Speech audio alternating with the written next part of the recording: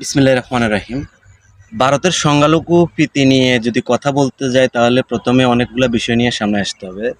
তারা নিজেদের দেশে যে সংখ্যালঘু নির্যাতন এই বিষয়ে তাদের কোনো মাথা ব্যথা নেই। শুভেন্দু অধিকারী বিজেপির একজন নেতা, পশ্চিমবঙ্গের।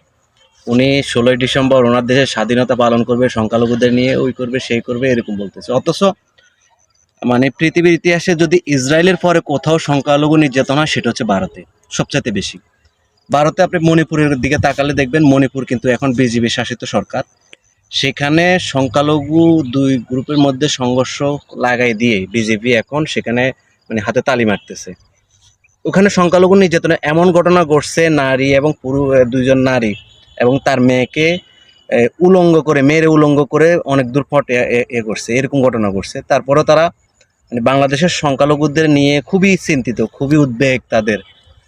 আরেকটা বিষয়, মানে কিছুদিন একটা পত্রিকা একটা তথ্য পেলাম, গুজরাট এবং উত্তরপ্রদেশে গত বছরের শেষ থেকে এই বছর পর্যন্ত 33 জন মানুষকে শুধু গোমাংস সাথে রাখা অথবা গোমাংসজনিত কারণে পিটিয়ে হত্যা করা হয়েছে।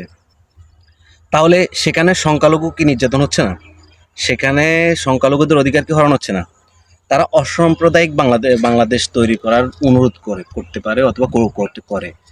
কিন্তু বাংলাদেশের যে সংখ্যালঘু সম্প্রদায় এবং অন্যান্যরা যেভাবে মানে সম্প্রীতি বা মিলেমিশে আছে, পৃথিবীর জন্য আমি মনে করি এটা একটা নজিরের মতো। এটা অনুকরণীয় একটা বিষয়।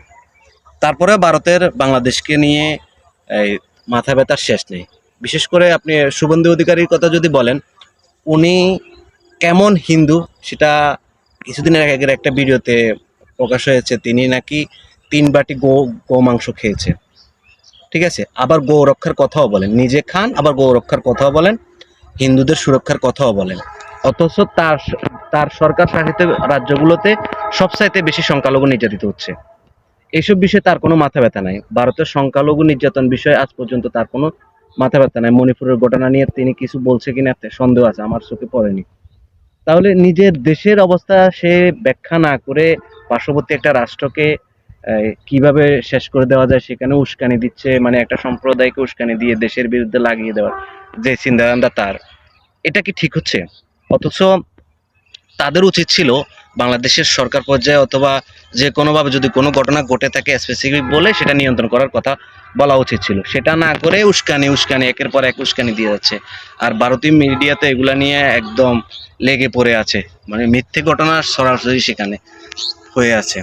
তো আমি সব মিলিয়ে বলবো যে বিষয়গুলো ভারত করতেছে এগুলা ঠিক হচ্ছে না। একটা প্রতিবেশীর সাথে একটা প্রতিবেশীর যে সুসম্পর্ক থাকা উচিত, যেটা থাকা সমতার ভিত্তিতে থাকা উচিত, সেটা থাকতেছে না ভারতের একমাত্র আধিপত্যবাদ চিন্তার কারণে।